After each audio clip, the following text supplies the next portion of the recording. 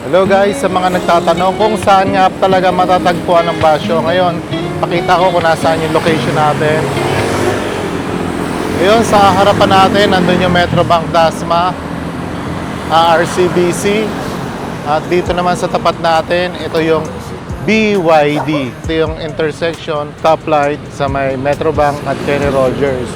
Ngayon, makikita nyo dito yung BYD Dasmariñas. Lakad lang tayo ng kaunti. So dito, matatanong mo na kung nasaan yung Basyo. At ito nga pala yung LCID Construction Hardware. Doon makikita nyo yung maraming ilaw na yon. Yun na yung Basyo. Then ito yung mga shuttle bus parking. Pa yung mga ibang parking ng shuttle bus. Guys, ayun na yung Basyo.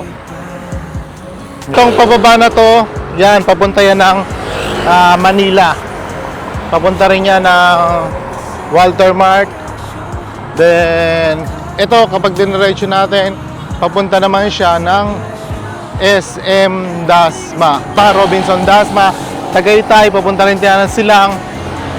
Then, ito na yung signage ni Basyo dito sa labas. So, kung mapapansin nyo, ito na yung signage ni Basyo. So, ito nga pala yung Marushima Building.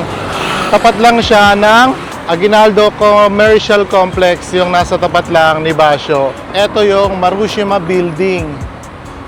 So yung Basyo is nasa Unit 345. So samahan namin kayo later. Ito yung Aguinaldo Commercial Complex dito sa tapat. So yung mga landmark is makikita nyo kung nasaan si Basyo. Ito po, sa tapat siya ng Aguinaldo Commercial Complex. Yung po uli yung BYD. Ito naman yung Marushima Building. Ito naman yung bestseller ni Basyo na talaga namang dito nyo lang to makikita at matitikman. Mag-U-turn kayo. Then after, dito po, papasok kayo dito sa parking natin.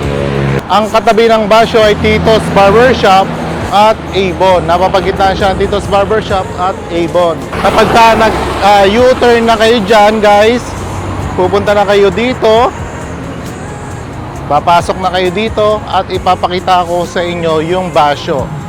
So, lakad lang tayo ng kaunti at ayan na yung signage niya. So, yung palatandaan pala ng Basyo is puro ilaw siya. So, yung signage natin, hindi pa natin napapalitan. But papalitan din natin yan soon. Ito na yung entrance ni Basyo. Guys, ulitin namin. Yung buong building is hindi po siya Basyo. Yung Basyo lang is ito lang po. Ito lang siya. So yung sa harapan is not Basyo. Kaya sa mga nagsasabi kung Basyo yung nasa harapan, hindi po siya Basyo. Ang Basyo lang po ay ito. We have a 2-function room here. One for 80 packs and one for 50 packs. So makikita nyo naman po yung coziness ng lugar natin. Ito yung alfresco natin. And ayun yung Aguinaldo Highway. So guys, ulitin ko ulit, ito lang ang Basyo. Wala po tayong kinalaman doon sa harapan ng building, hindi po yun yung Basyo. Dito lang po yung Basyo. Bakit po natin na-highlight? Ito po yung inaas ng mga customer natin, lalo na sa page, kung alin talaga yung Basyo. But ayun yung Aguinaldo Highway. Ayan, sa harapan natin. And ito naman po yung Basyo. Kapag dating naman po sa parking natin, diretso lang po tayo uli. Papakita ko po sa inyo kung gaano kalaki yung parking space natin. So sa mga nagsasabi na walang parking space si Basyo, ito yung parking space natin. Dito, nung meron tayong Honda Civic group, napagkasya nila yung 22 cars dito. Siyempre, pag magpa-park kayo, it's either yung back nyo nandoon sa wall. So, eto po. At ngayon ay madilim lang siya. But nakikita nyo kung gaano kalaki parking natin. So, ayan yung Marushima Building.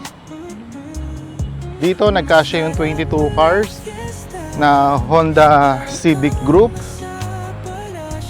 And then, Kung mapapansin nyo kung gaano kahaba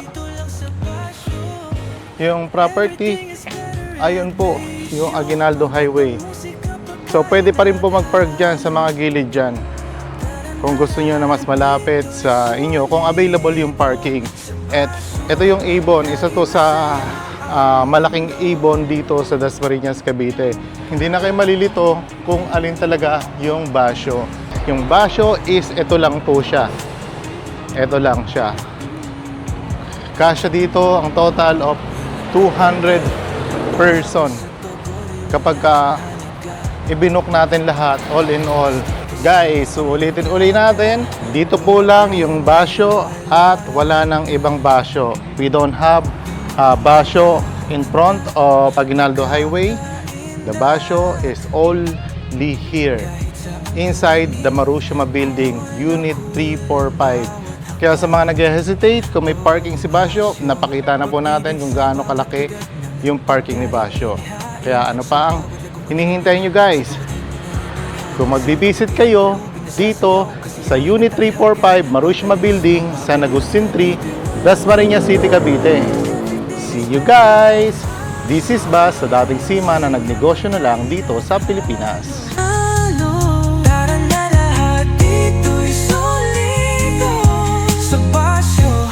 Lagi masaya.